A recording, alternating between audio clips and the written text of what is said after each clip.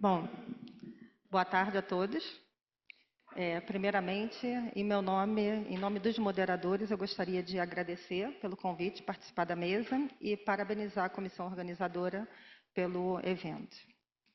Então, nós vamos iniciar agora a mesa da parte da tarde e eu gostaria de convidar a Michele Oliveira Silva.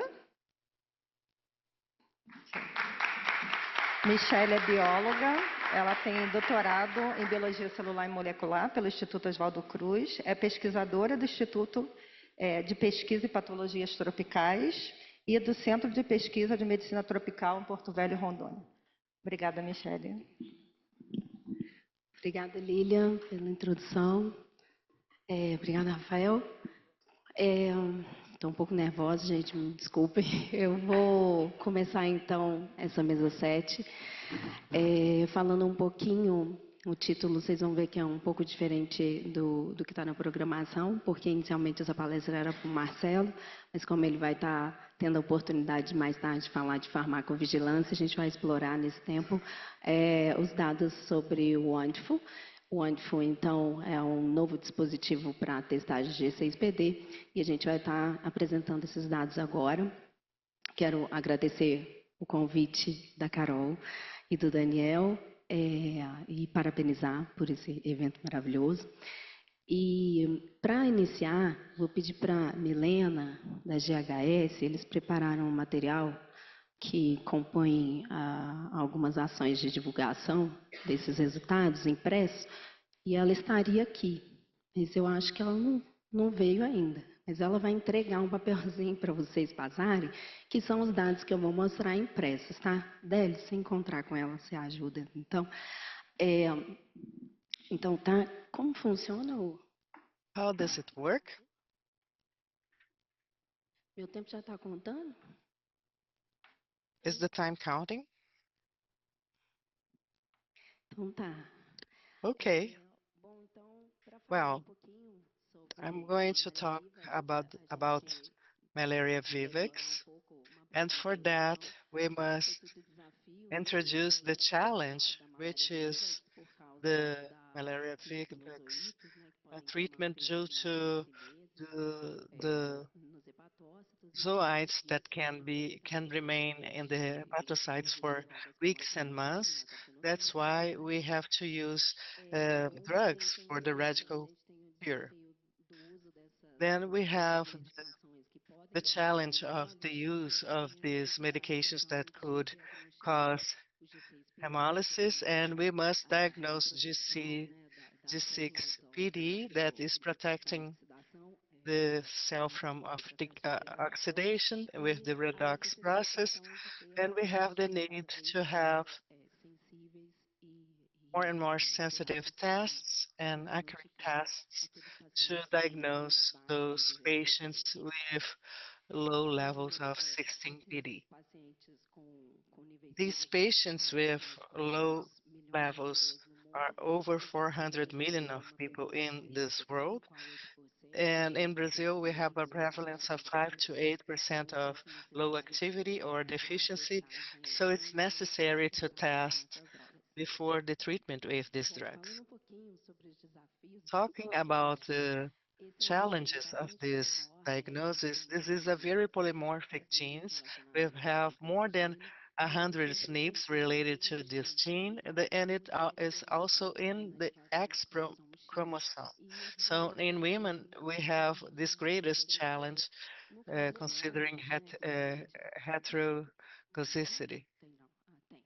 In No the caso do case of homem, o men, cromossomo X, a gente só tem a with X possibilidade de chromosomes, desenvolver we ele only have em the mulheres possibility normais, of men being considered possibilidade de desenvolver deficient, o deficient G6PD or nesse normal, contínuo, and e this is a uma bimodal atividade normal e activity. uma A atividade normal baixa. activity No will caso have a das low mulheres, activity. como a gente In the tem case of women, os since dois we have cromossomos X, a the gente issue of consegue the two desenvolver X essas atividades chromosomes, we positivas. have Então, the além possibility of do mosaico, né, que são heterozygotes aquelas células showing as a que a gente vai mosaic. ter We have cells quadrados where we are going to e have the células que normal vão ter allele a and expressão dos cells where genes we are going to baixos. have the low Aqui activity mostrando num gráfico de allele distribuição expressed como and showing in the essa distribution atividade chart as a normal chart where this activity is well distributed. And because of this implementation of the phenaquine and the need, the phenaquine, with the implementation of the phenaquine, this regulation that was important has happened with the implementation of the by Connectech of standard G6PD test with chloroquine. So that started in Manaus and Rondônia, and then for the extra Amazon region as well. The need of having other technologies encompasses the increase of safety in tests that are more and more accurate with uh, precise tools, reducing dependency on a single platform. We have the the increasing flexibility in different scenarios. The ministry is able to acquire the tasks from different providers, and that justifies the beginning of this study that we call Wonderful, this clinical assay concerning this device.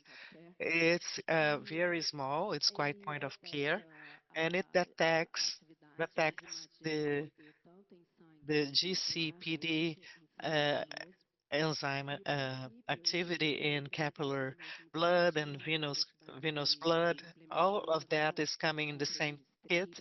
We don't have to complement buying strips. All the material is in the same uh, test where we refined the the the cube, and then we have the buffer, the buffer that we put into the cuvette. It comes within this sachet. So we have the collected sample to this pre-established level. We mix that to the buffer.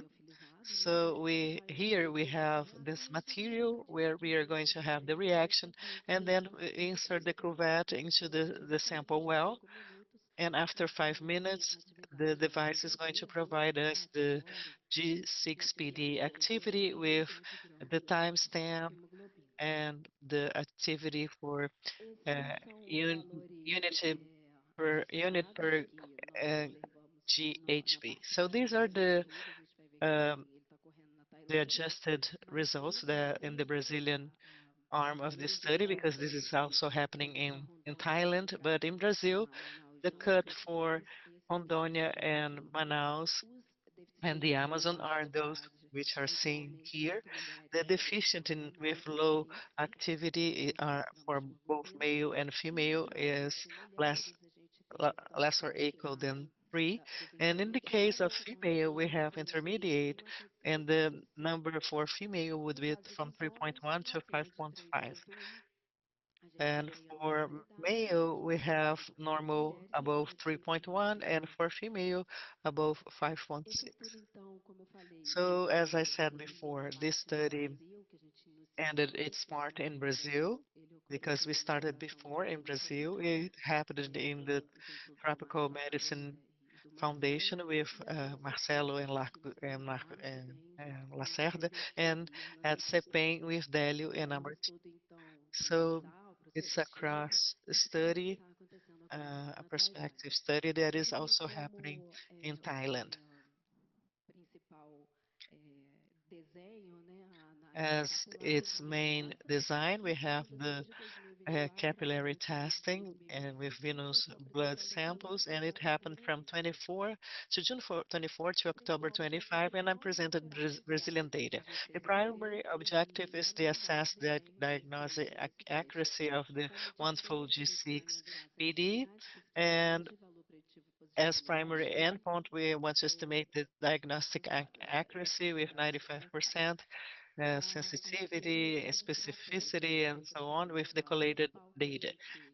Concerning the enrollment strategies, we used our institution at CEPEM, we invited all the patients to test with G6PD and also uh, those accompanying the patients, since we wanted to test a general population, and we also used this enriched population sample because we needed the deficient and intermediate populations. So we populated with some data we had, and we enrolled with this enriched population. And the screening was using an approved POC G6PD, and we asked the individuals who were deficient, asking if the son or daughter was at home, and if we would test if we had low activity, we could include to enrich the more difficult groups. But in general, our inclusion criteria was greater than 2 years and willing and able to provide informed consent and assent and comply with study requirements. As exclusion criteria, severe illness, receiving blood transfusion in the last 3 months, or prior participation. Here we have the study workflow, what was happening in the clinic and in the lab.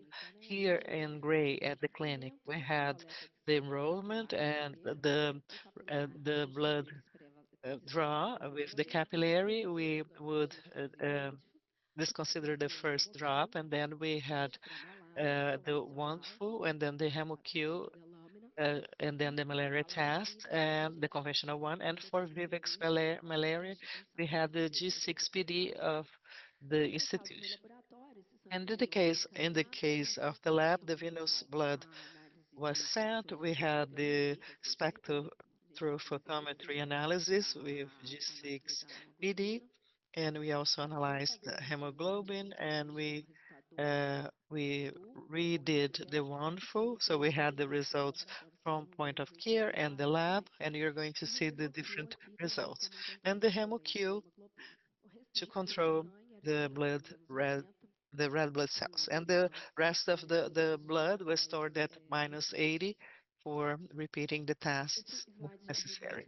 So this giant slide is just to show what we had as reference parameter. We have this spectrophotometer capable of measuring 340 nm and hemoglobin, as I said.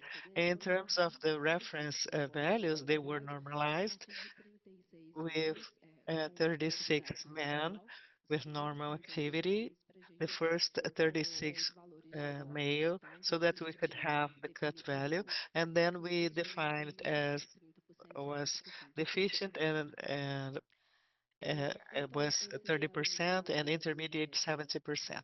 So those were the data according to WHO, the acceptance criteria for the results at the end of the study, and we are going to see if they were achieved or not. And according to WHO, we should have a performance, a sensitivity greater than 98% for deficient and more flexible values of 85% and 90 for the intermediate due to the intrinsic complexity of intermediate. Our population was 1,381 participants. These are N's from Porto Velho and Manaus. The age average was 40 years, and the number of male was uh,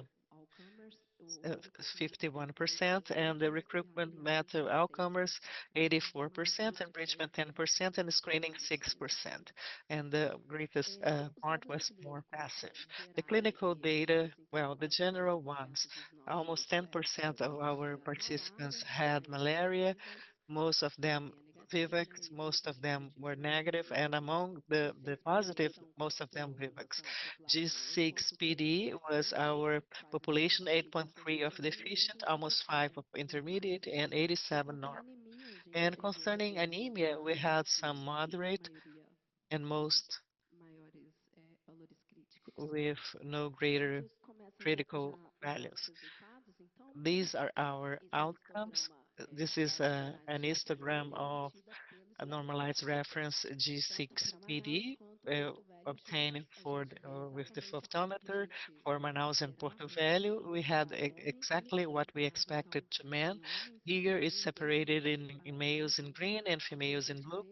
Here we see this bimodal chart, and here we see this more normal chart where women have in the traced lines the intermediate values. When we observe this same chart for type of sample, we have the capillary, and then I'm going to show you the venous, and we observe the same distribution, both for capillary here and for venous here.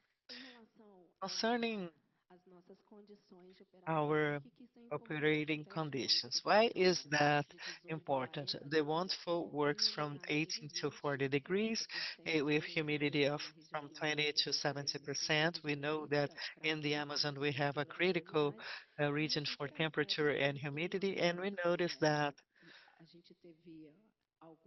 we had some situations where the humidity was greater than the recommended by the test, both in the lab and in the point of care, and especially concerning humidity. However, even those tests outside of the recommended range, they didn't have to be excluded because the real conditions were achieved using this test.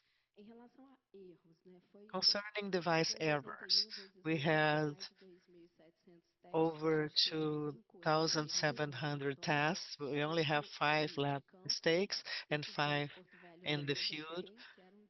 And the 2 ones from Porto Velho were very hot days. We had temperatures of 38.8 and 39.8.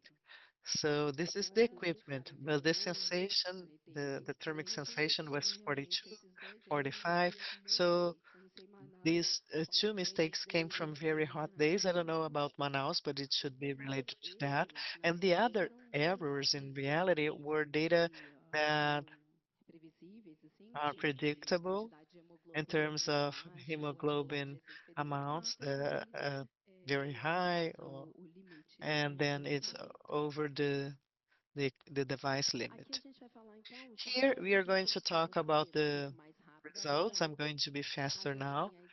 We have to the left the at the R squared analysis, and to the right we have the blade optimal.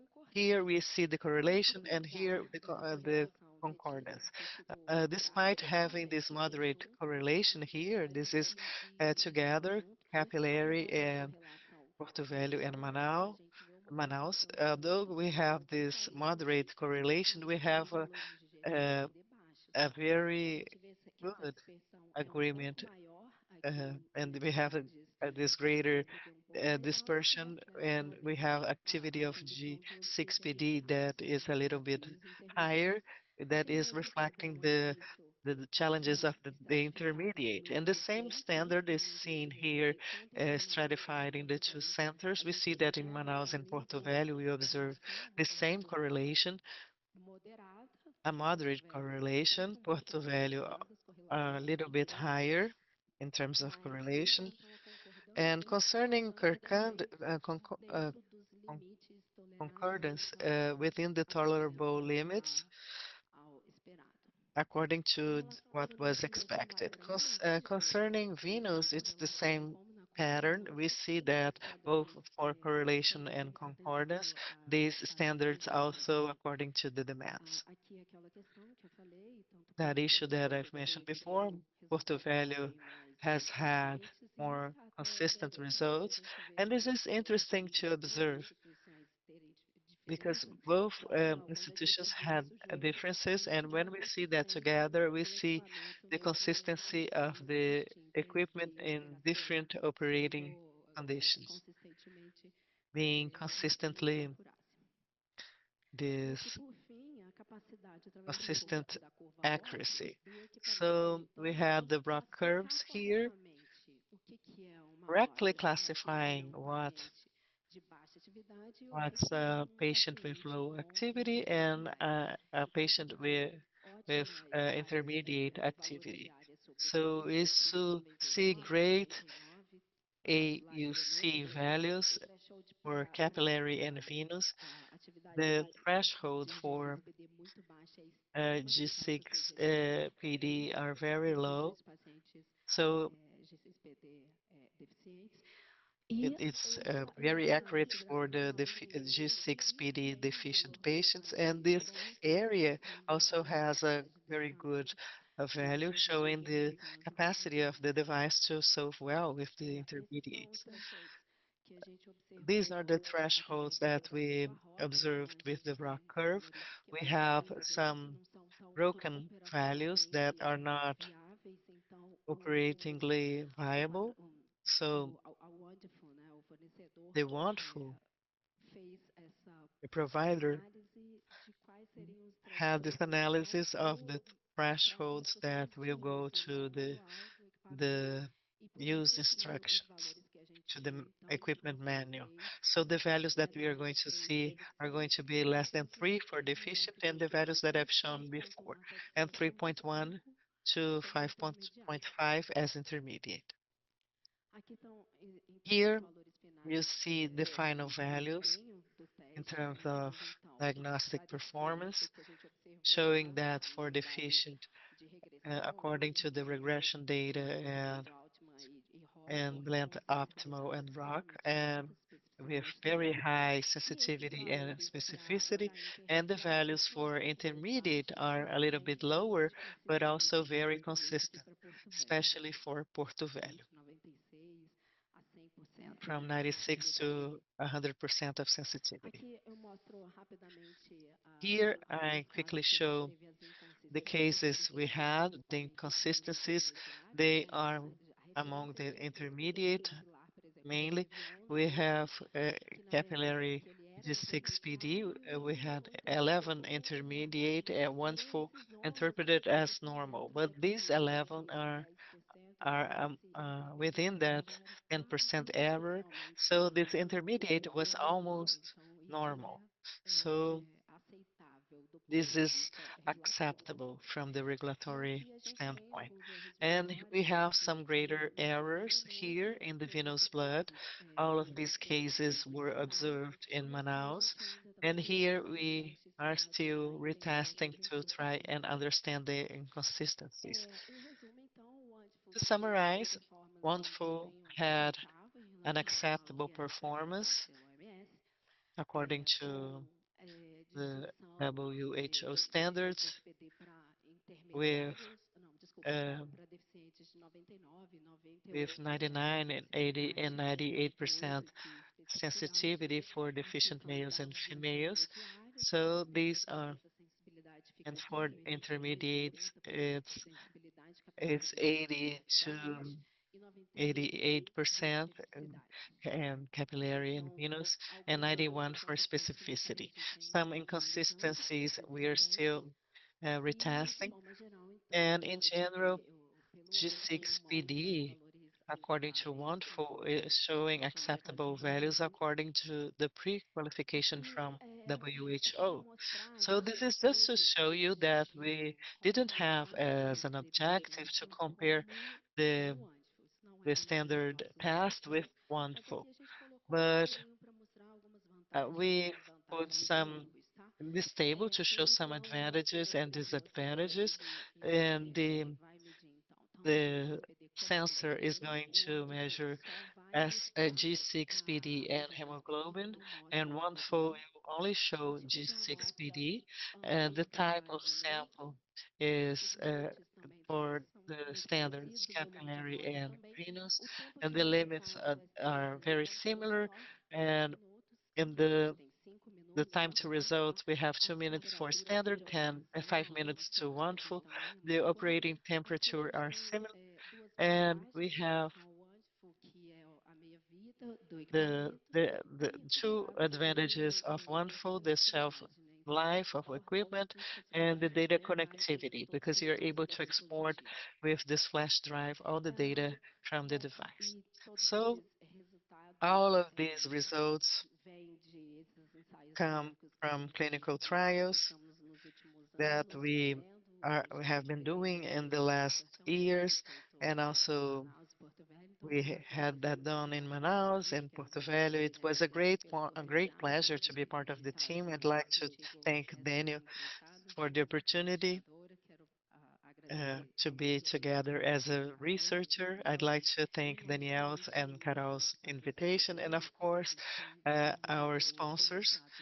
Uh, the founder is Gates Foundation and Wonderful, and our sponsor,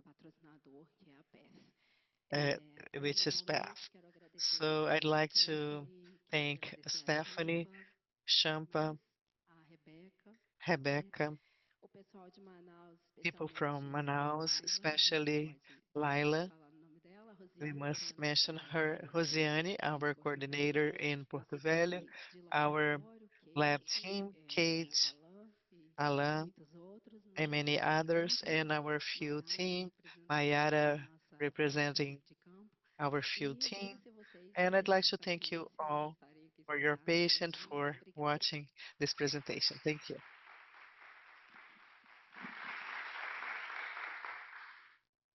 Obrigada, Michele, pelo Thank you, excelente fala. Michelle, for the amazing lecture. Moving on, I would like to invite Professor Pedro Cravo.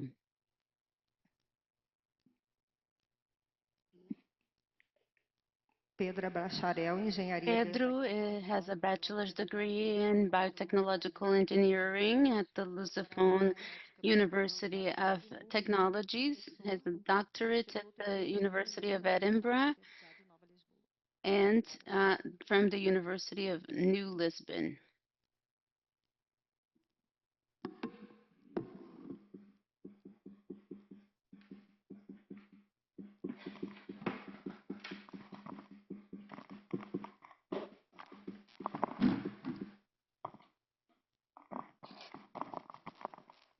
Okay, it's working now. Good afternoon to all of you. I'll just start by thanking the organizers, Carol and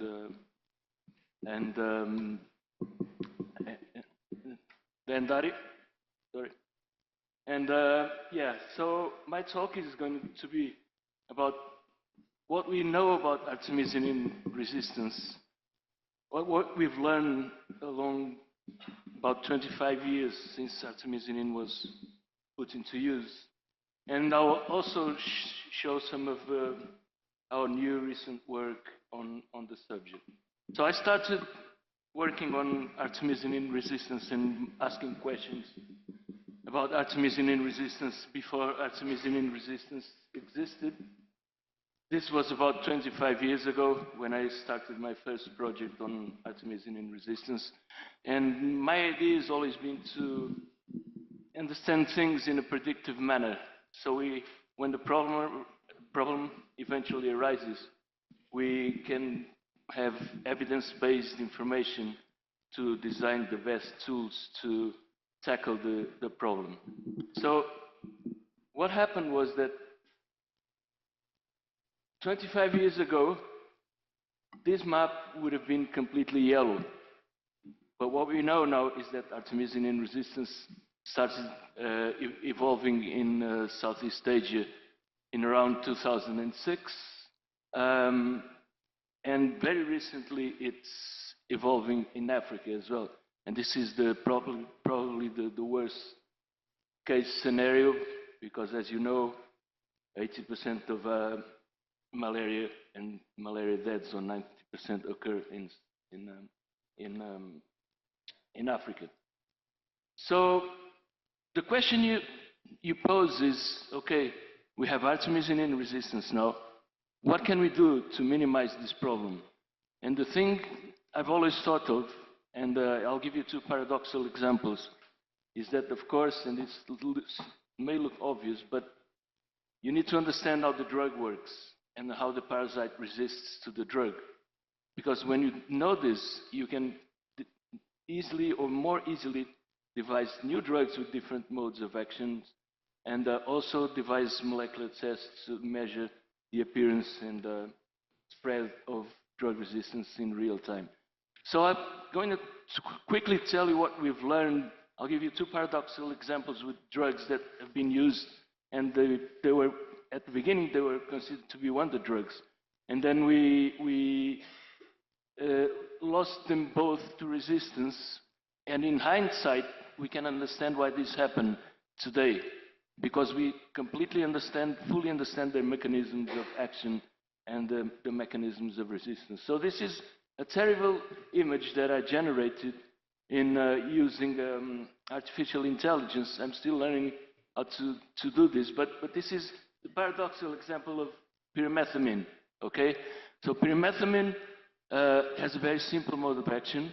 The parasite needs to synthesize their own nucleic acids, and it does this by using the folate pathway. And one of the enzymes involved in this pathway is the dihydrofolate reductase.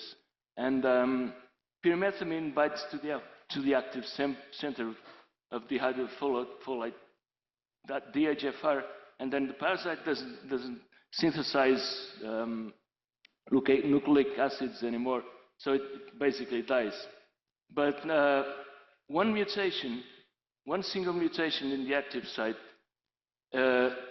makes that the key doesn't fit anymore, and the drug doesn't bind to the active center anymore. And one single mutation turns the parasite 100 times more resistant to the drug than the wild-type parasite. Now, there's the next example. It's about what we thought, and it was the wonder drug for many times, which is chloroquine. And here the mechanism of action and the mechanism of resistance are a little more complicated. So what happens is that the parasite, in order to get fully resistant to chloroquine, needs to accumulate a number of mutations over time. In opposition to what happened with pyrimethamine, where drug resistance appeared in the same year that pyrimethamine was put into use, with chloroquine it took more than 20 years for first resistant parasites to appear and spread and become common.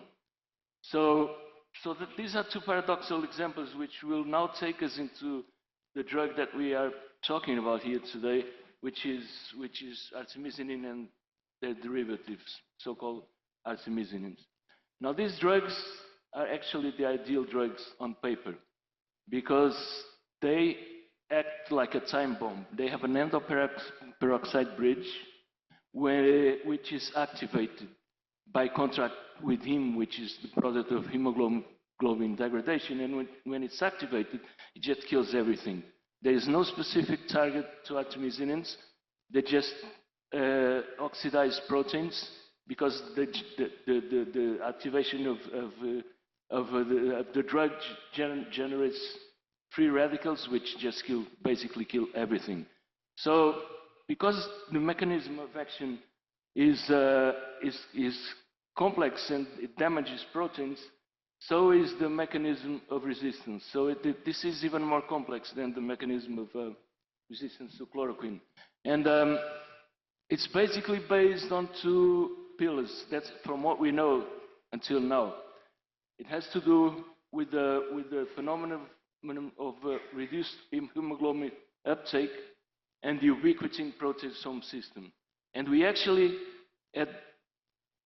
gave the first evidence about all of these two systems. Early evidence, we didn't know, of course, how it worked mechanistically, but in 2013 we published the first paper suggesting that hemoglobin uptake was involved in artemisinin resistance. And much earlier, we had identified in 2007 the first gene supposedly being responsible for artemisinin resistance, which is a deubiquitinating enzyme. It's an enzyme that removes ubiquitins from protein. So there is a system a molecular system where proteins are marked for destruction. And they are marked for destruction by being marked tagged with a small peptide called ubiquitin, and then these ubiquitinated proteins are directed to the proteasome. The proteasome is a barrel-shaped protein structure through which the proteins enter, and they are eventually within this structure. They are degraded and destroyed. Right. So this is what we know, and there's one key protein in the middle of all this, which is the K13 gene that codes the Calch13 protein, which you know, and which you know it's involved in artemisinin resistance. This talk is not so much about molecular markers, which we know are good predictors of artemisinin resistance. I'll focus more on the mechanistic side of artemisinin resistance. So I drew another terrible image. I did the best I could, but just trying to depict how these things work. So sorry, right. So the parasite has a kind of a mouth whereby he internalizes the hemoglobin, and this is called the cytostome. And then around the cytostome, there is a kind of structure which is an interactome, which is made of different proteins that work in this endocytic mechanism. And the normal parasites, not unmutated parasites, they work together, and the hemoglobin is internalized in vesicles, and because it's internalized, it gets artemisinin when the patient is treated. Artemisinin has access to hemoglobin, and when hemoglobin is digested, heme is there is available for artemisinin, and artemisinin binds heme, and basically it's activated and just affects all kinds of proteins, and the parasite dies. In the mutated version of the gene, especially K13, who is the master regulator, the process is disrupted because the main mutations in K13, they do not alter the function of the protein, but they decrease its activity. So the parasite has learned to wait for the drug to be, because artemisinins have a short half-time, the parasite waits for the drug to be inactive, and when the remaining drug enters the cell, it's not enough to cause damage, which would kill the parasite. So the parasite has learned to do this very well, and so we have done a lot of work with this, and I went back to all the results that we had, whereby we have a selection lineage consisting of a rodent malaria model, which is called Plasmodium shabodi, and basically it's a sequential lineage of parasites which are selected for resistance to different drugs, and we had selected here a parasite which was resistant to artesunate from a chloroquine-resistant parasite, and from this parasite we selected a parasite which is resistant to the combination of artesunate plus mefloquine. So I had this data lying for a while, and it was kind of forgotten, but you know, recently when we started learning more about artemisinin resistance, I thought, well, let's go back to this data that we have and see what we can take of here. So what we had done was to sequence the full genomes of ASATN, the artesunate-resistant parasite, ASATN MF1, and its predecessors, and then compare the genomes and try to see what was different there. And when we did that, one thing that caught my attention was that there was a mutation in a gene called 26S regulatory subunit PN2, and this is a peptide which is part of the lid of the proteasome, and it's located right here, and this caught our attention. So we got in touch with the colleagues from the University of Minho, that they are very good at doing functional studies, and asked them whether they wanted to make a transgenic parasite expressing the wild type and the mutants, and compare the response to artemisinin and the level of proteasome activity and ubiquitination. So they did that. Oh, sorry, I forgot to tell you this. Yeah, before we did that, we went to do molecular. Sorry. Yeah. So still in this first work, we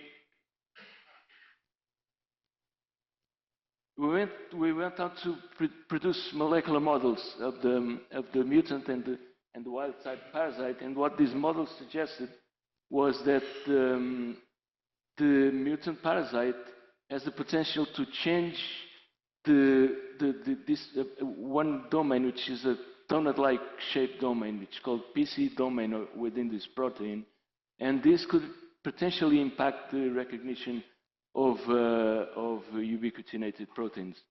So then we got in touch with our colleagues from Minho, and as I told before, they went to make transgenic parasites and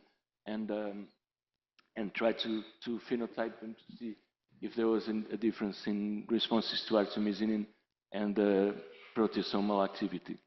So plasmids carrying a functional RPN2 interspecies chimeric gene with a 5' recombination gene from Plasmodium falciparum and 3' from Plasmodium shabodi. So basically, this is a chimera, and you can see here a 3D structure where of the protein, where the blue represents the Plasmodium falciparum bit, and the yellow represents the Plasmodium shabodi bit. And when we went and tested these parasites for their response to artemisinins, what we found was that the IC50 for the hydroartemisinin increased nearly fourfold in the mutants compared to the wild type parasites. And both ring and trophozoite stage parasites with the mutation also showed higher survival rates in the ring stage assay. Also, when we looked at the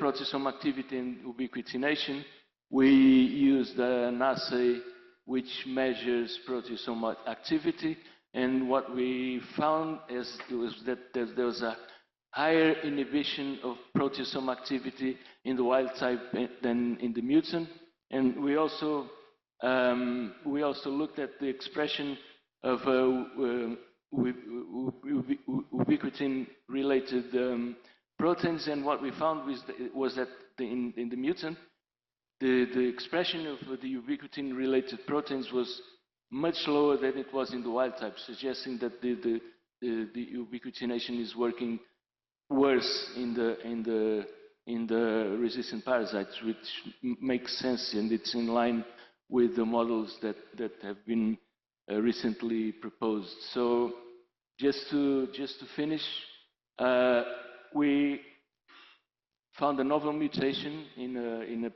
proteasomes subunit, which decreases,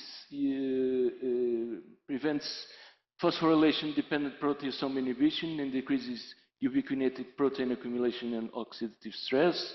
So in a way, this brings novel insights to the hydroartemisinin mechanisms of action and resistance involving the proteasome. And this is the first mutation in actually one component of the proteasome that is related to artemisinin resistance in Plasmodium species. And of course, this is, as I said at the beginning, this is important because it will help us design new strategies for drug-based malaria control approaches, as well as for monitoring the evolution of artemisinin resistance in natural parasite populations in real time using molecular approaches.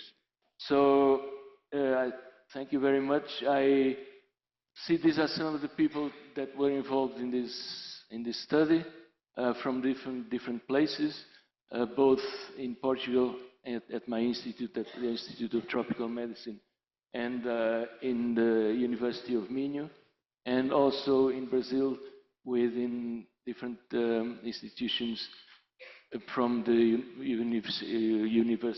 Federal University of Goiás. So thank you very much for your attention.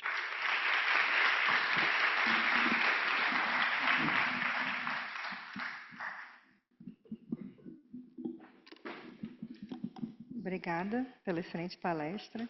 Gostaria de convidar Thank you agora very much for the excellent lecture. Now I invite José Pedro Gil.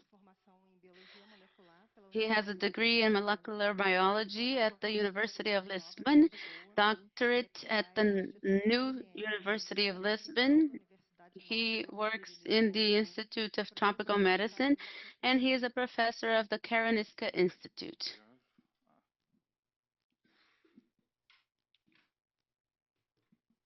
Okay, it's going to be in English.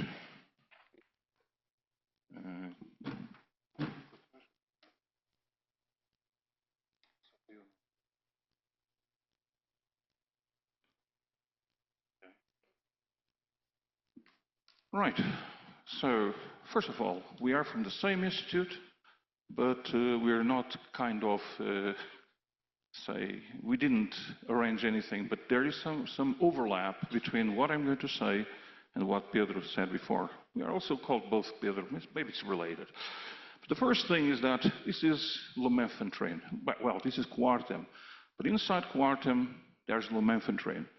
And while Pedro, 25 years ago, got very fascinated with artemisinin, it was never my thing.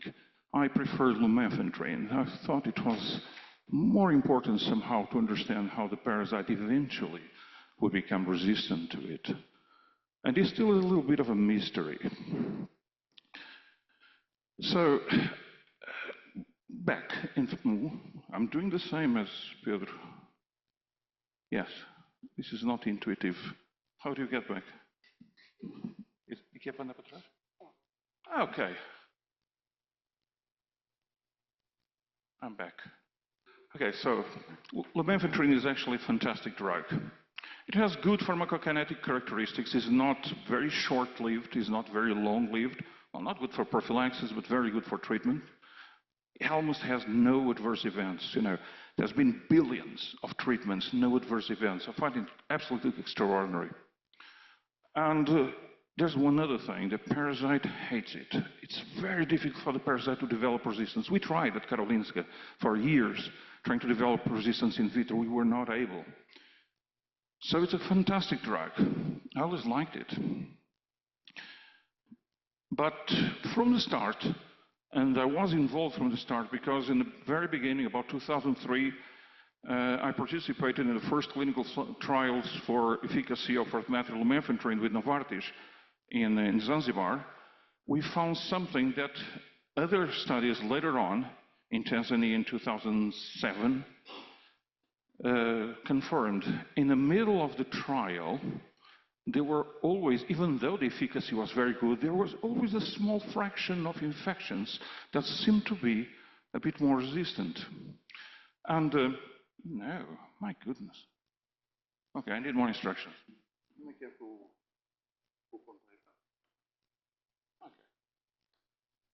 I should have trained this before. Anyway, we always saw something like some infections from the start were a little bit less sensitive. And in one study in 2007, we published much later, we made something different. We tried to make an association between the levels, the concentrations of lumefantrine at the moment of reinfection as for the genotype of the parasite. And besides the questions of the genotype, we found this cluster here. While the other ones typically were in the 1 to 100 nanomolar in the blood, this cluster was able to go up to 1 micromolar. We didn't know what was going on, actually. But one thing is certain, the parasite is able to do something with lumefantrine. So fast forward a couple of years, and the first say, credible report about lumefantrine resistance, or better off, artemether lumefantrine decreased performance happened in northern Angola by the CDC teams that were checking, routine performance of AL. And they found in the Zaire area, here in the north of Angola, that artemether lumefantrine had below an efficacy, a PCR-corrected efficacy below the 90% demanded by WHO. It was the first time that it was seen. It actually created a reaction from Novartis that did not like at all the report. But this was actually confirmed later on in progressive studies in different parts of the country. But all these trials, even though they were essentially very well designed, had one issue. None of them were DOT. None of them controlled all the dosings of lumefantrine, of quartem. And that's important because quartem has 6 doses. And 6 doses means that there are night doses. You're not going to control them in the middle of Africa at 3 in the morning. So one study, a DOT study, was needed. That's where we came in. And we designed a study, a completely DOT, where the patients were hospitalized. They were followed up, meaning they were under vigilance for the 3 days of treatment, and then they were followed up for 42 days. And the thing is, with all these controlled, absolutely controlled, we got 89% efficacy in this region of Bengal, which is slightly south of the first studies, but still in the same region. So yes, something was going on there. So we confirmed it. And the question is, what is going on? In the meantime, this did not become an alone sole event. All over Africa, cases of efficacies below 90% start to pop out. There are more, but these are the ones that, at least for my criteria, are credible, that actually parasites are less sensitive. What is going on? And if you go to most papers of, let's say, resistance to lumefantrine, everyone says that we don't know and we have no idea. But I disagree. I think we know something. And that's where things get, I think, interesting. But let's go back a little bit in time. As for the mechanism, it all started actually in our studies in Zanzibar in 2003. They were published in 5, where we were the first ones to realize one thing, that the PFMDR1 N86 SNP was being selected upon treatment. And it was heavily selected, and it corresponds to previous observations with mefloquine. So that was the first, say, marker, but it was not actually a marker of resistance. The parasite did not, say, the treatment did not fail because of this, but there was a difference. So if you make a model here, and, artificial intelligence is not for me. This is made by me. So sorry about the handcraft style. But so the first, say, idea was that simply the PFMDR1, it's the protein, the P-glycoprotein homolog, which is located in the food vacuole, is oriented towards within. So it keeps on pumping stuff inside the food vacuole. So we assumed, okay, so the target of lumefantrine is outside, and it's just pumping in and using the food vacuole a bit like a trash can, let's put it like that. So this was all we knew at that time. The moment we made this paper came with a reaction from Professor Hastings and Stephen Ward from Liverpool. This was in 2005, that they said, well, fantastic. So if you think about the pharmacokinetics of lumefantrine, what happens is that the parasite gains one first mutation, this 86N. It's not enough to climb completely the pharmacokinetics. It's not enough as such to create clinical failure. He will need another one. And the question was, what would be the next one? Well, that was a question for us. And we did try to understand what was going next. So the first thing that we looked for was, at that point, very fashionable, PFCRT's K76T. And we knew that the K,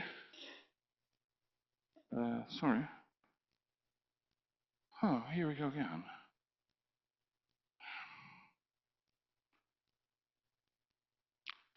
Yeah, this is back. This is back. Okay, I'm sorry. So anyway, we realized that with the same kind of experiments, the 76K was being selected. And the reason is that the 76K is a less effective drug transporter. So it was just keeping the lumefantrine inside the food vacuole. So it was giving a help to PFMDR1 in its N86. Again, not enough, probably secondary factor. We keep on looking for it, and then we went more to the plasma membrane. Well, since the PFMRP1 is also, we discovered it, we co-discovered it in the lab at that point. And we realized that again, there was another mutation that would make a difference, and it was specific to what methyllumefantrine compared with the arms of AZAC in the clinical trials. So we had, again, a small contribution again for the model of how lumefantrine works, but neither of these markers were sufficiently powerful to actually predict clinical failure. So what is going on from here?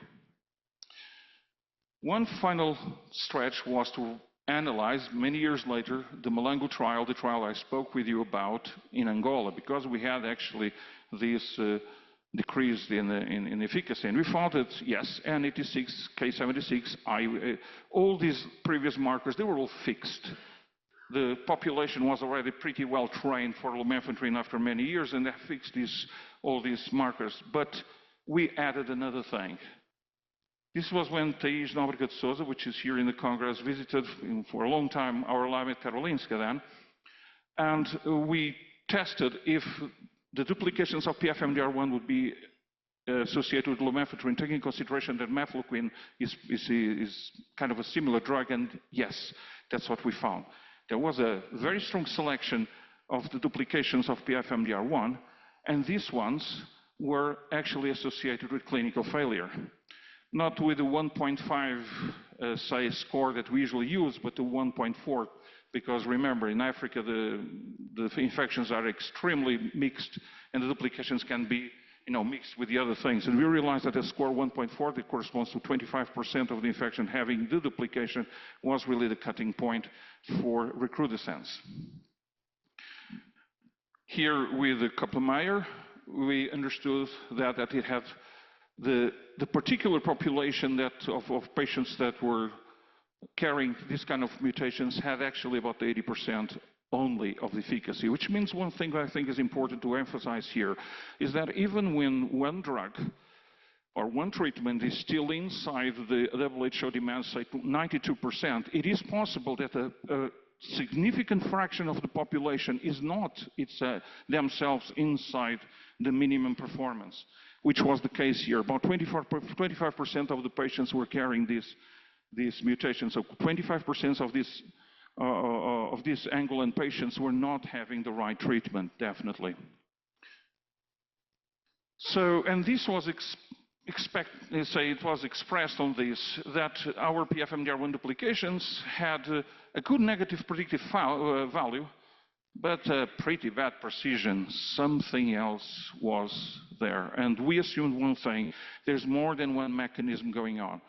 The parasite is still, in brackets, choosing which is the best solution it has. PFMDR1 duplications is one of them, is a classical one. It is more or less equivalent to what was seen in Southeast Asia with the mefloquine artesunate.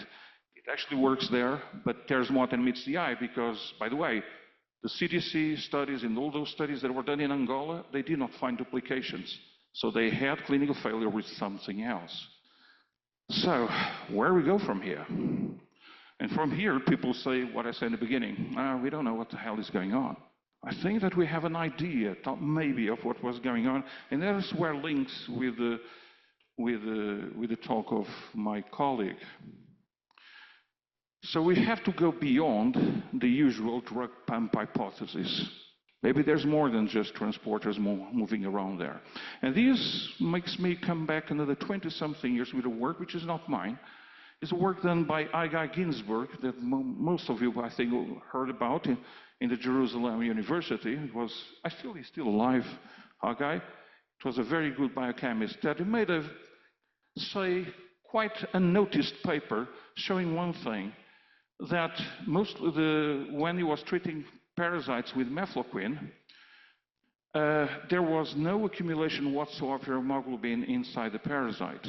When with chloroquine, there was accumulation of hemoglobin because it was just blocking, its degradation, but the hemoglobin still came in. But with mefloquine, hemoglobin did not come in. So there's more than meets the eye here. It seems that mefloquine has one of these targets is the ribosome, as you know, but it was affecting the capture of hemoglobin. Lumefantrine is chemically sort of similar, so maybe it is happening the same. In fact, one important thing is that in the cancer research, people realize that mefloquine affects the RAB5. RAB5 is one of those small GTPases that are related with the systems of endocytosis. And interestingly enough, later on, quite recently, a RAB5B of the parasite was actually identified as a factor for endocytosis. So we have now a connection between these aminoalkylquinolines, mefloquine, probably lumefantrine, and the system, again, of capturing and transferring of hemoglobin. So now let's accumulate the several papers that have been around for a while.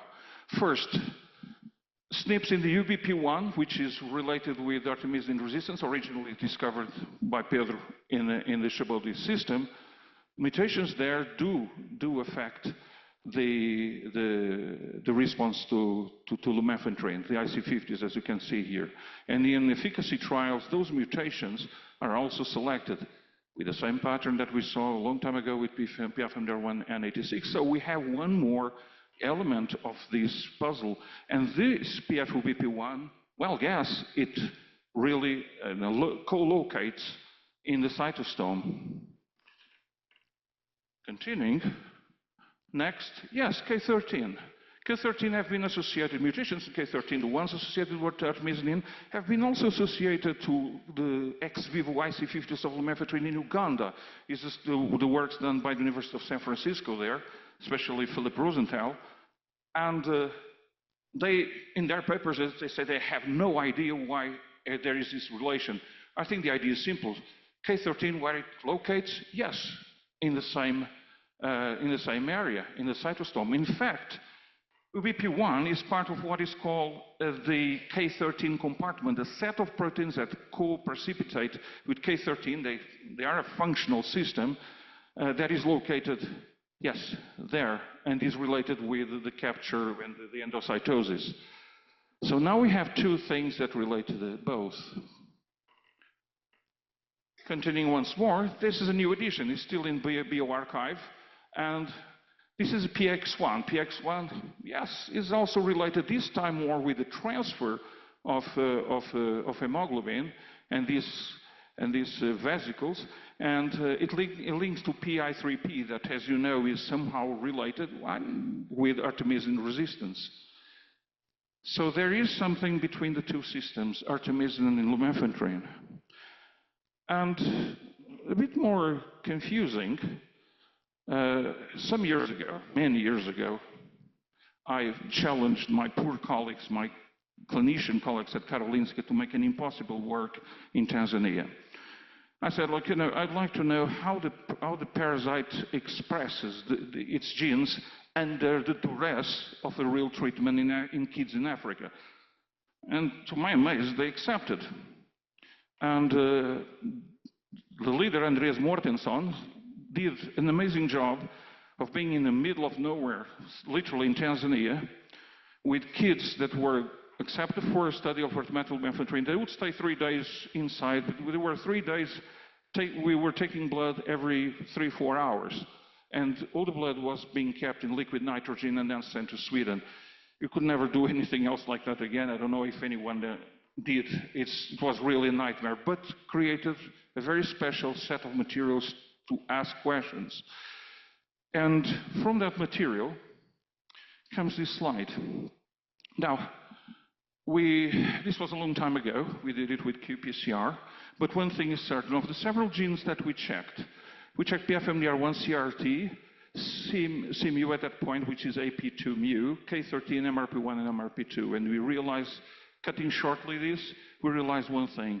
PFMDR1, from the start, and this AP2 mu that locates there in the parasite, again with K13, they are strictly co-expressed in vivo.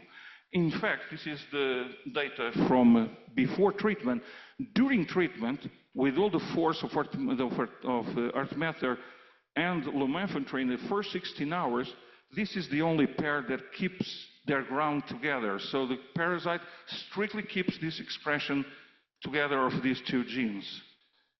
And this was surprising, because these are two things that are supposed not to be so related, but maybe they are. And this raises one question that one I don't know how to answer here. Somehow, the PFMDR1, or better off, the P-glycoprotein here, that we do not know the function, somehow might be related, this ABC transporter, with the capture of hemoglobin. How? I don't know. But this is, a bit puzzling. What is the conclusion of all this talk I've been bothering you with? The conclusion is this one. If you compare the two lectures, mine and Pedro Cravo's one, you realize one thing. There's a lot of overlap between these two drugs, most likely. And that is not very comfortable to think about.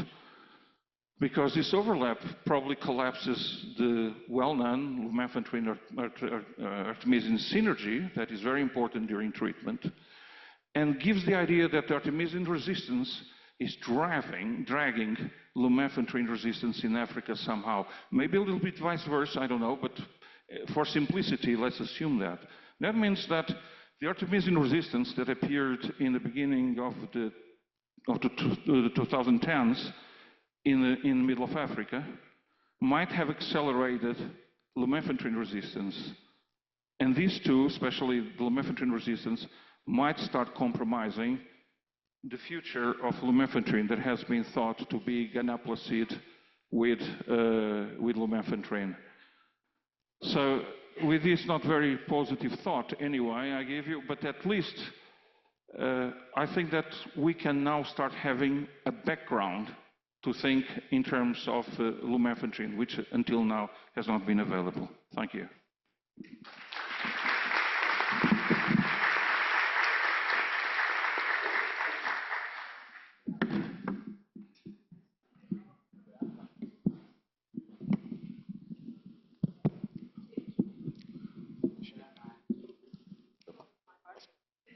Bom, pessoal, temos tempinho para perguntas. Alguém gostaria de começar?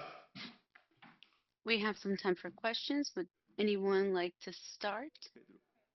Pedro, please. The floor is yours. To both Pedros now.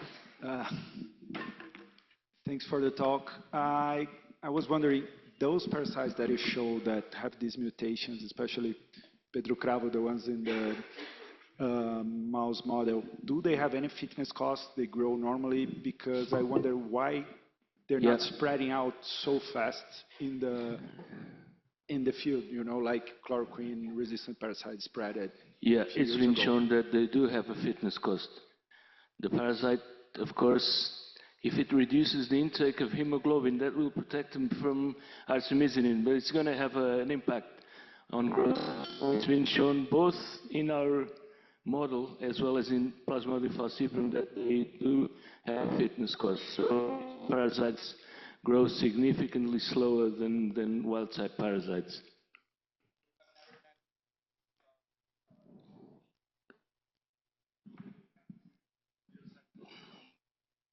Transmission potential between resistant and sensitive parasites, is that the question? No, I don't think there's data. Is there any data about that? No, not that I know. Thank you.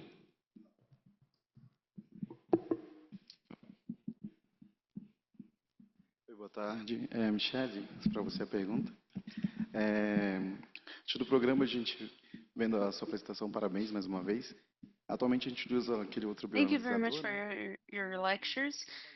Michelle, regarding prices, how much does it cost? 24 meses, seria a fita, Um, a gente fica na dúvida. and you said from 1 to 24 months, would it be the tape or the wall? It does not have a tape.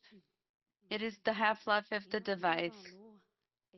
And regarding values and prices, we don't have this estimate because before the pre-qualification, they decided not to do the economic study. So unfortunately, we cannot answer your question now. Obrigada a todos pelas excelentes falas. Thanks everyone for the excellent presentations. My question is to the Pedros. Usually we see in the clinic that A baixa eficiência da the lumefantrina low efficiency of lumefantrine is directly related to associada ao fenótipo de and associated to the phenotype perda de eficiência terapêutica. of loss of therapeutic efficiency. We see that very quickly because Meia-vida, muito of the curta, very short half-life of Artemis, and then ineficiente, você vai if the partner drug is inefficient, you're going to see the phenotype quickly. In those regions that you studied, did you see the same?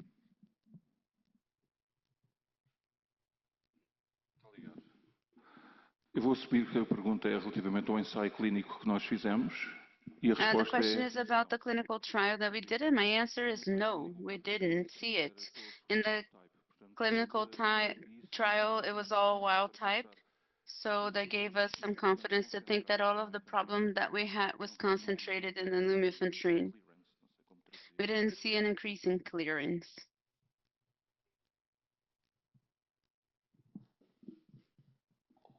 Mais alguém gostaria de fazer perguntas? Anybody Então, else eu would vou like fazer to uma ask a pergunta para question? Michele, que eu fiquei curioso.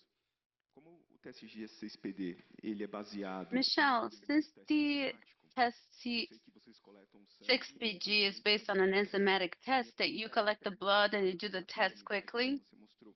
Tem algum Due to teste temperature and humidity, is there any kind of practice that you should perform and anticipate to avoid the loss of the enzymatic deficiency or an intermediary that could compromise the treatment? Treinamento da equipe. Eu acho que é isso, porque A good training of the team would be essential. o princípio do teste, eles vão saber que eles If everybody knows the principle of the test, they will know that they need to operate quickly and correctly, because if you leave it on the counter for 30 seconds to a minute, then everything is going to be messed up. So it is sensitive to all of the tests.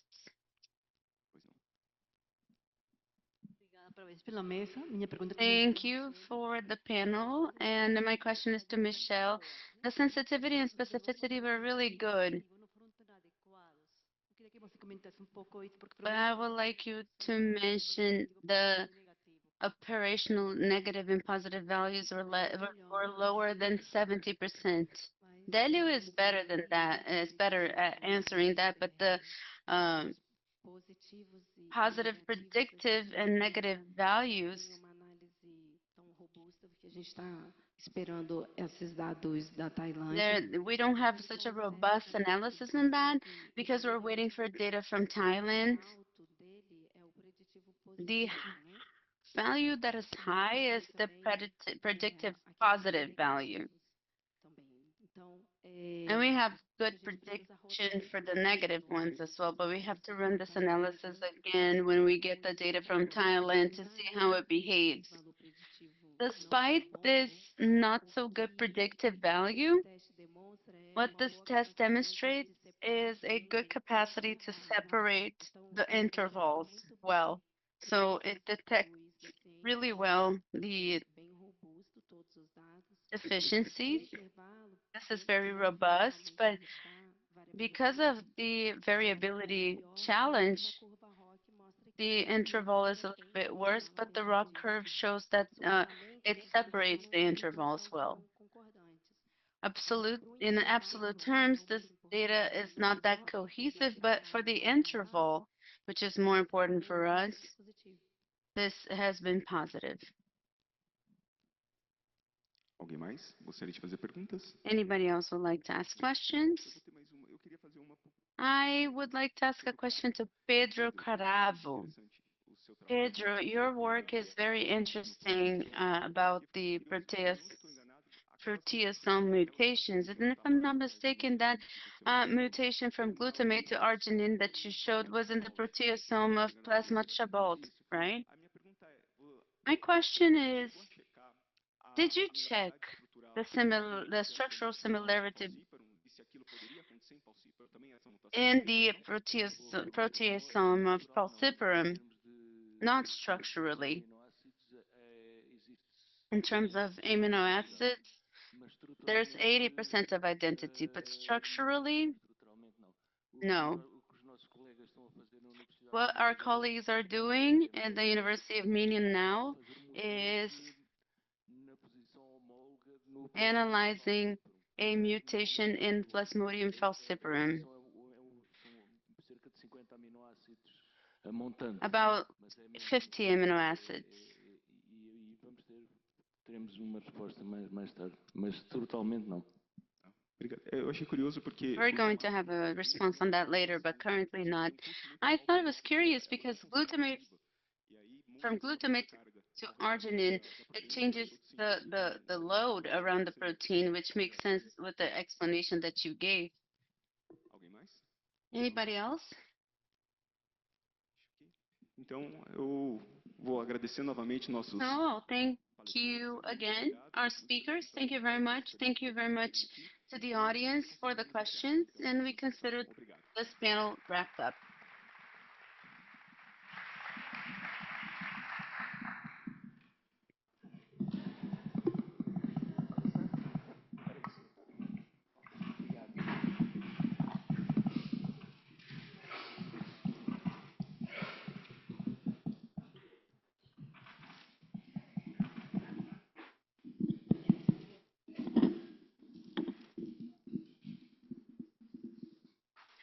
Carol e Daniel não estão aqui, mas eu Well, presumo... Caroline and Danielle are not here, but I believe that we are going to continue with now the presentation of the abstracts that were selected. I'm going to moderate the session. The presenters are João Luiz Silva Filho, Vitor Hugo, Anne Cristina, and Giselle Tatiani. First one is going to be João Luiz Silva Filho from the University of Zurich. Partially resolved cellular atlas of bone marrow and spleen shows reorganization in the tissue organization and fatal results with PVVEX. You have 6 minutes.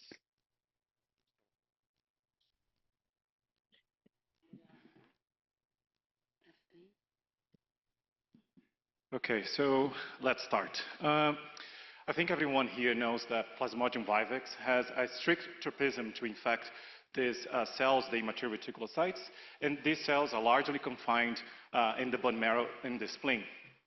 So to understand how P. vivax infection disrupts the homeostasis in these organs, we have ongoing studies investigating the perturbations induced by P. vivax infection in the bone marrow and the spleen and their role in the pathogenesis of vivax malaria. So in the study that I will present today, we are generating a multi-omics, spatially resolved cell atlas of each organ. But in this talk, I will focus on our bone marrow dataset from 3 fatal cases, here named patients NE02, NE55, and NE60. And in these cases, vivax malaria was not a direct cause, but contributed to death, as it acted synergistically with other clinical conditions leading to a fatal outcome. And you may find the complete clinical characterization of these patients in a study led by Dr. Marcos Lacerda, published in the Clinical Infectious Disease back in 2012. So here I'm employing foundational models and deep learning tools to integrate the morphology data extracted from H&E with single-cell spatial proteomics and transcriptomics to then generate this multi-omics spatial results atlas of each organ. So in the bone marrow data set, based on our spatial proteomics data, we identified some major cell types based on a panel of 43 protein markers, and this was complemented with the spatial transcriptomics based on 6,000 transcripts. And when we zoom in the red blood cell cluster, we identified different populations, superpopulations of red blood cells based on CD71 expression levels, and in combination with different antibodies targeting different parasite antigens, we could also identify proxies of infected red blood cells. So because we have the spatial resolution of the data, we can now map the cell identities back to their coordinates in the tissue, and then visualize the microenvironment context. And then with compositional analysis, we could also, he also revealed that the patient's NE55 and NH60 had a higher parasite biomass than patient NE02. So again, leveraging the spatial resolution of the data, we evaluated the immune environment surrounding the infected red blood cells. And here we observed a low expression of myeloid markers, antigen presentation, and cytotoxicity markers in the vicinity of the infected red blood cells in the bone marrow of the patient NE55. And together with other data, this indicated that this patient had a less inflammatory or more tolerogenic environment when compared to the patients NE60 and N02. And then finally, we could also leverage the spatial resolution of the data to determine cellular interactions and in the bone marrow. And then in patient NE02, the infected red blood cells were highly interacting with different immune cell types, such as macrophages, neutrophils, natural killer cells, and granzyme B high CD8 cells. And maybe this could be correlated with the reduced parasite biomass observed in the bone marrow of this patient. Then in patient NE60, we observed infected red blood cells also interacting, but with lower frequency, with neutrophils, NK cells, and CD4 CD8 cells. And even though this patient had a high pro-inflammatory profile in the bone marrow, this response might not be efficient or targeted enough against the parasite to then reduce the parasite biomass. And finally, patient NE55 showed our infected red blood cells with less interaction, with a smaller variety of immune cells, including monocytes, NK cells, and granzyme B negative CD8 cells. And this could be correlated with the higher parasite biomass observed in this case. I think what is interesting is this, the cause of death of these two patients, NE02 and NE60, was acute respiratory distress, and accordingly they show in the bone marrow a stronger pro-inflammatory response. Meanwhile, patient NE55 had an official cause of death, chronic immunodeficiency, and it shows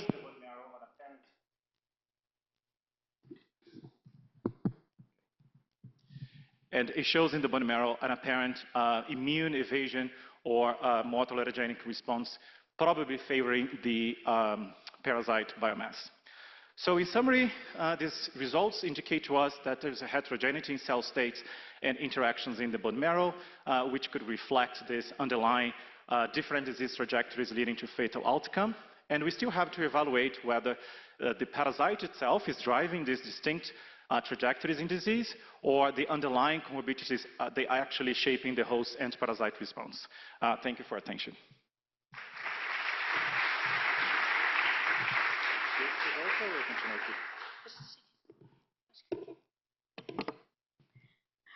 Obrigada. João, vamos convidar agora Thank you, João. We're now going to invite Vitor Hugo Gonçalves from Fiocruz Minas. He's going to talk about immune signatures associated with clinical outcome in Plasmodium vivax infection.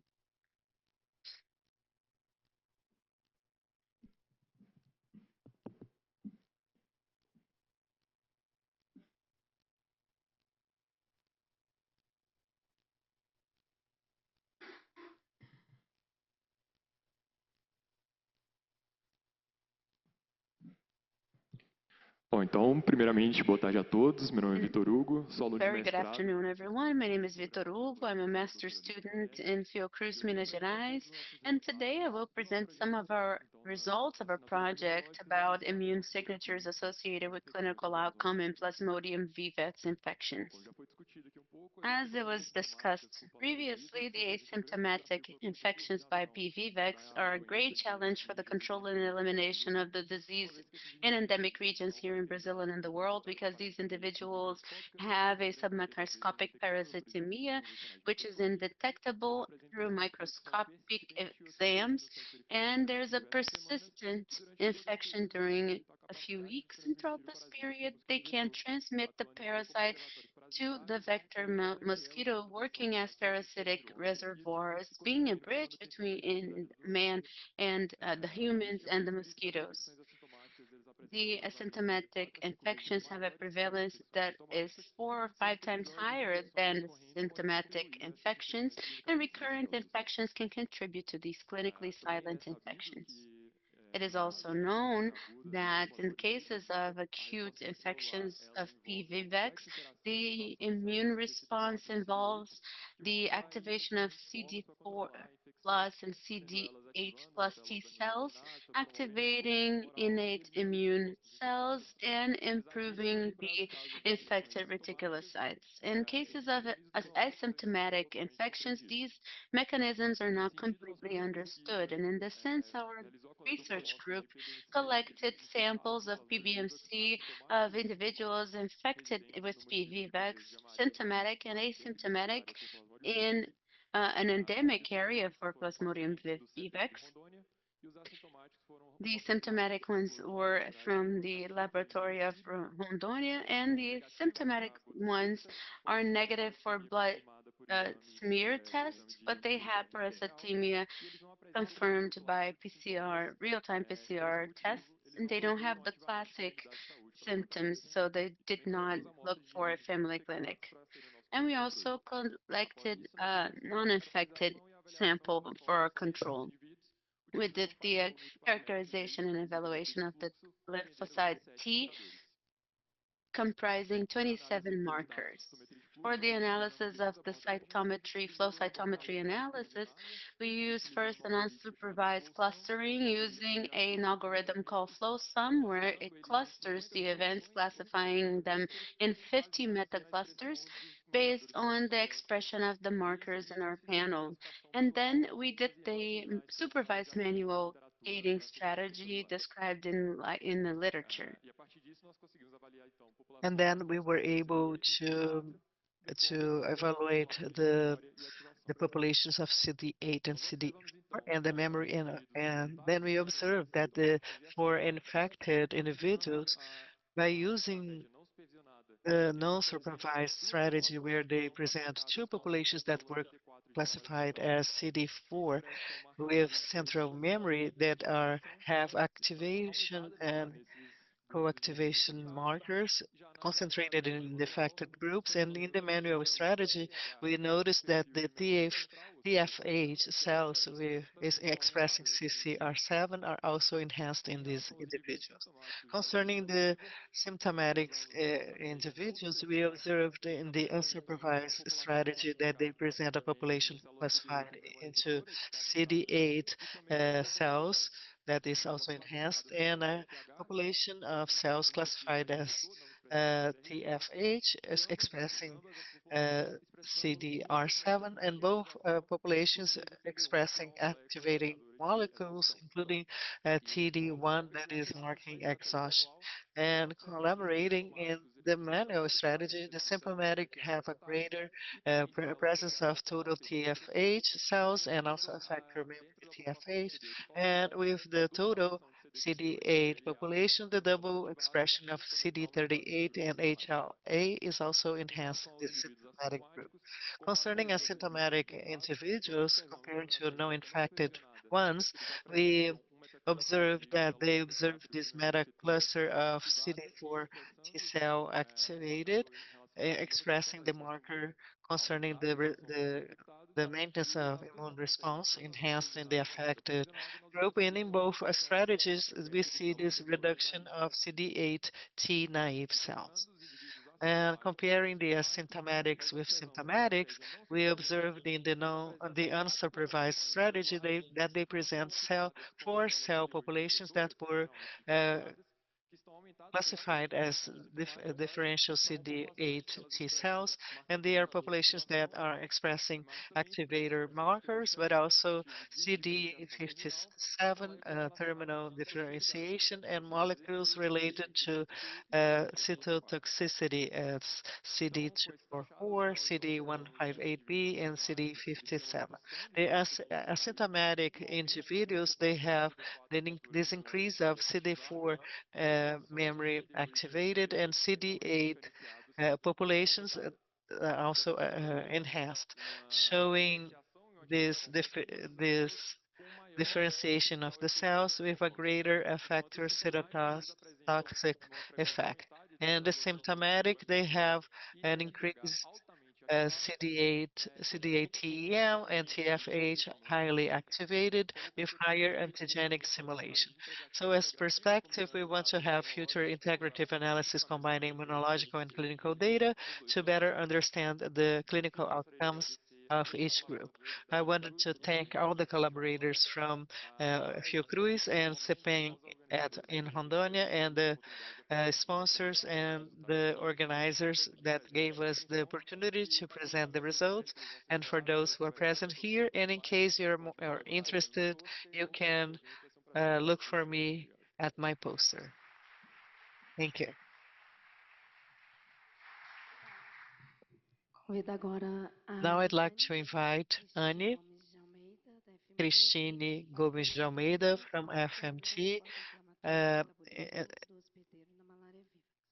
She's going to talk about how intestinal bacteria are associated to inflammatory response and metabolism in the host in M. vivax.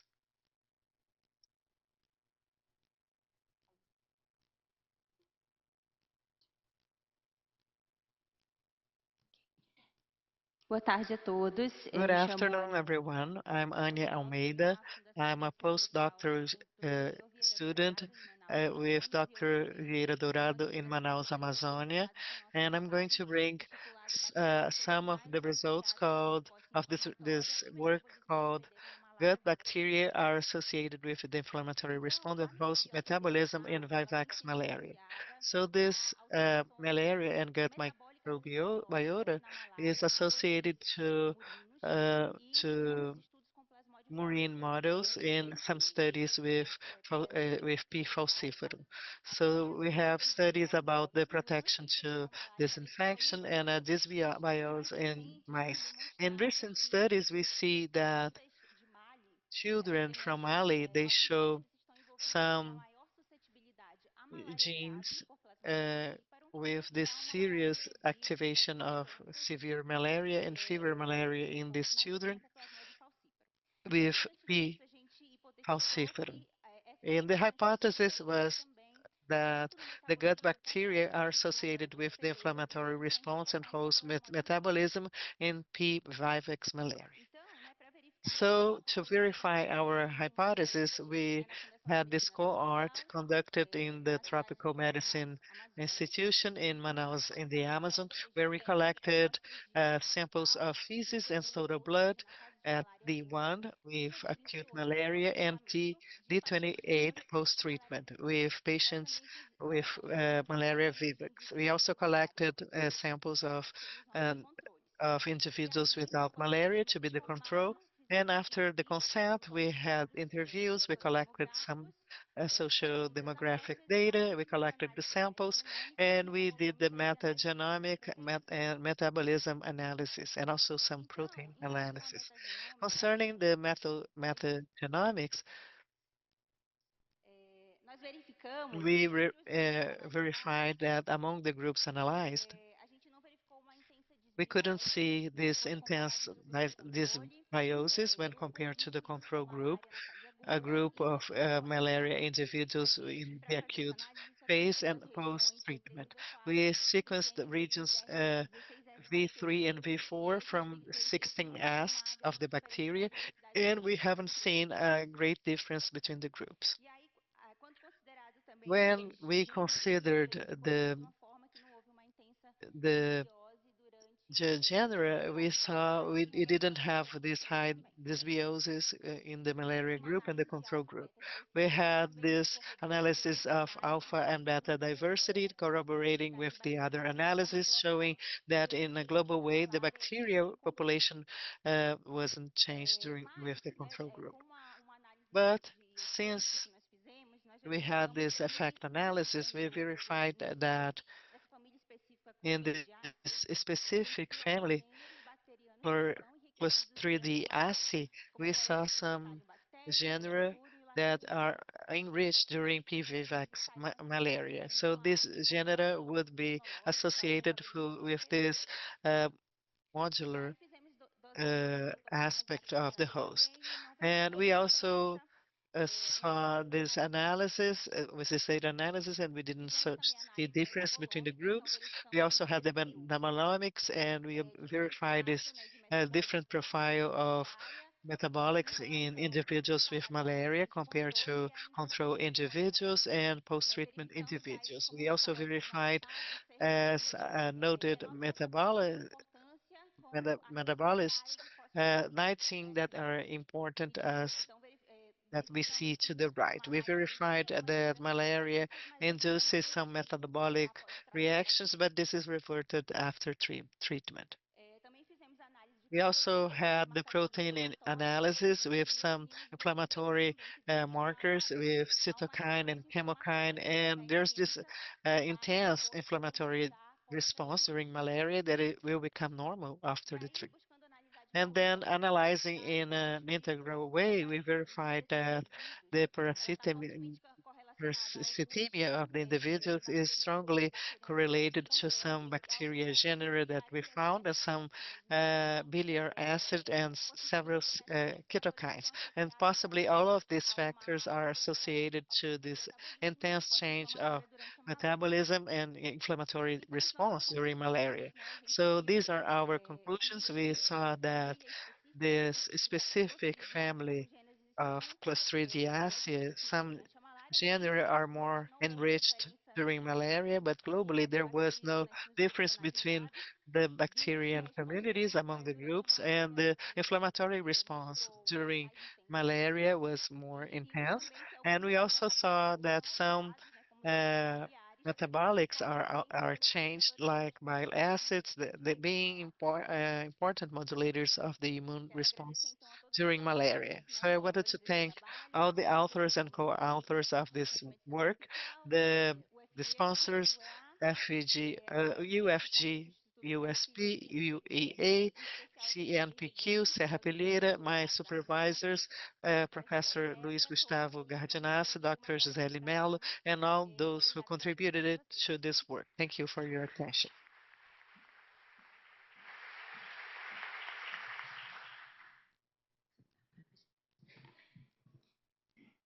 Vamos convidar agora a Well, Gisele. I'd like to invite Gisele Tatiane Soares Veiga from Fiocruz, Paraná. She's going to talk about longitudinal characterization of plasma-derived extracellular vesicles during and after infection. Boa tarde a todos. Good afternoon, everyone. My name is Gisele. I'm a doctoral student in the graduation program of Cruz Paraná under the orientation of Professor Letusa Albrecht. Today I'm going to present a part of my project where we try to characterize extracell vesicles of patients infected with PVVIX and after some days after treatment. As it was said here, and as we know from literature, P. vivax is characterized by immune change, persistent ones after the infection, even in the absence of the circulating parasite. And since the extracell vesicles have this potential to communicate between the host and the parasite, our objective was to investigate how the content of the vesicles could be altered during the infection and after the cure over time. So our samples were collected by our collaborators from the Tropical Medicine Foundation and Fiocruz Amazonia. They were 12 infected patients on day zero. They were treated and then they returned for collections after 50 and 180 days. After processing the plasma, we isolated the total vesicles with human and parasite vesicles with the centrifugation, and we had the morphological characterization and the proteomics of the vesicles. And the first piece of data was concerning the the size and concentration of the molecules. We we didn't see any statistic difference in terms of size and the particles, although there's a trend that on day zero we have a little bit more of smaller vesicles. But something interesting that we were able to observe was that in infected patients we have more liberation of vesicles. And this increase is also observed in the proteomics with the uh, increase of detected peptides during the infection. And this is expected because we have the presence of the parasite. And then we ask ourselves if it would be possible to observe this plasmodium protein in the vesicles since we're having this total study. So we observed a range of proteins detected on day 0, on day 50, or were persistent from day 0 to 50, even in the absence of the parasite. And many of the proteins are related to the parasite metabolism and invasion processes and epigenetic invasion that could be related to the change of the parasite site. When we analyze the global profile of the proteomics, comparing the 3 days where we collected the samples, we were able to clusterize the identified proteins in main groups. On day 0, what we mainly observed was the complement and coagulation cascades with proteasome activation and folic acid containing compound metabolism. And when we observe exclusively the proteins on day 0, they are mainly proteasome proteins and leukocyte cell adhesion and alpha amino acid biosynthesis. Evaluating the most abundant bias that are different. On day 0, we confirmed the previous data showing that the complement activation was more present and the humoral immune response and activation of immune response. And on day 180, we have the protein and activation cascade, the blood coagulation, and homeostasia. Something very curious that we observed in the samples was that during day 0, the less abundant proteins, the main placement of them was in the bone marrow. And in some of the work suggests that the vesicles could have a role in the modulation of erythropoiesis with malaria vivax. We can observe in the future if that could be related to in vitro assays with hematopoietic differentiation. So as a general overview, we observe that on day 0, we observe a greater inflammation, and over time you have the modulation of this immune response and then an immune resolution showing that the vesicle content are reflecting the immune state of the host, modulating the parasite response. Although it's a basic research, the general objective is try and improve the life quality of these populations, and we will only be able to do that by understanding how this process of interaction between the parasite and host are happening, and there's where we study the extracellular vesicles.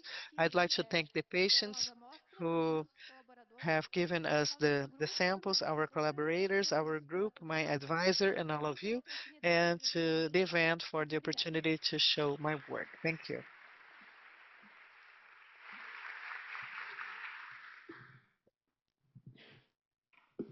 Convido agora a I'd like última to invite the last presentation, a Cíntia Magalhães, Cíntia Magalhães from uh, Fiocruz e malária, avaliando Rio, parâmetros and she evaluates inflammatory and lipidic markers during the SPP infection in the Brazilian Amazon.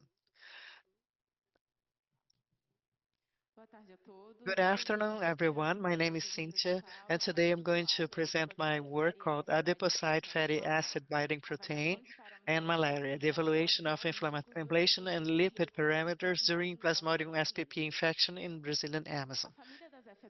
The family of FABPs is a family of proteins that are connecting and taking fat acid to different sites. We have 9 members spread in different tissues and bodies, and they have their names according to the places where they are found. The family of FABPs is very a hot topic now due to the participation in metabolic and inflammatory diseases. Among the FABP, we have the AFABP, found primarily in adipocytes and macrophage, and is associated with metabolic diseases of an inflammatory nature, such as obesity and diabetes, and little is known about its role during the course of malaria and other infectious diseases.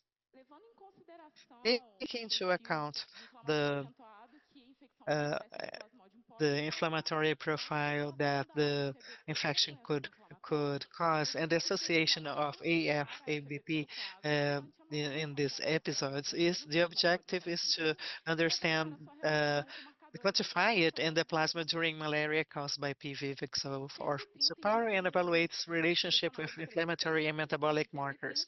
130 individuals were selected and 114 are in endemic regions, and 37 individuals had PF, falciparum, and 38 with P. vivax, and 39 with cohabitants. Habitants. They reside, but they are not infected during the blood collection. And we had 16 individuals from Rio de Janeiro, a non-endemic region, that are the control group. To characterize the fatty profile of the population, we measured triglycerides and cholesterol. We had the lowest levels compared to other groups and some meaningful differences. For triglycerides, the levels were very similar among the groups and without significant differences. In order to assess the inflammatory profile of our population, we measured the C-reactive protein, the inflammation marker, as well as Th1, Th2, and Th17 profile proteins. It is enhanced in the infected groups with significant differences in relation to the non-infected groups. A small part of our population had plasma in the 30 day after the infection. And we noticed then a drastic decrease for PV and PF during the convalescent days. For cytokines, we noticed that for IL-6, IL-17, and TNF-alpha, the levels of oxytocin showed to be very similar to the endemic groups, and an evidence significant difference from the endemic to the non-endemic groups. And for IL-10, the higher levels are in the PV group, and there were significant differences of all of the groups when compared to the others. Lastly, we quantify FABP in the plasma of these individuals, and even though we did not observe any kind of significant change among the groups, when we looked at the follow-up of the individuals and noticed that for the PV group, there isn't a trend to increase the levels in the convalescent phase in relation to the acute phase, with 80% of the individuals showing an increase between 0.2 and 1.4 nanograms. For the PF group, the contrary was observed, a downward trend of these levels in the convalescent phase in comparison to the acute phase, with 63% of the individuals showing decrease of these levels that vary from 2.1 to 6.4 nanograms per ml. Lastly, we analyzed if the FABP correlates to any of the data that we shown here before, and we noticed that for the PV group, it shows a positive correlation with IL-6, but in the CH group, there's a negative correlation with IL-4. As preliminary conclusions, we can say that the PF group presented lower levels of cholesterol and significant differences in comparison to other groups. And even though there were no significant differences for FABP, when we analyzed the follow-up of the individuals and noticed an increased trend for the group infected with PVVEX and a downward trend for the group infected with P. falciparum.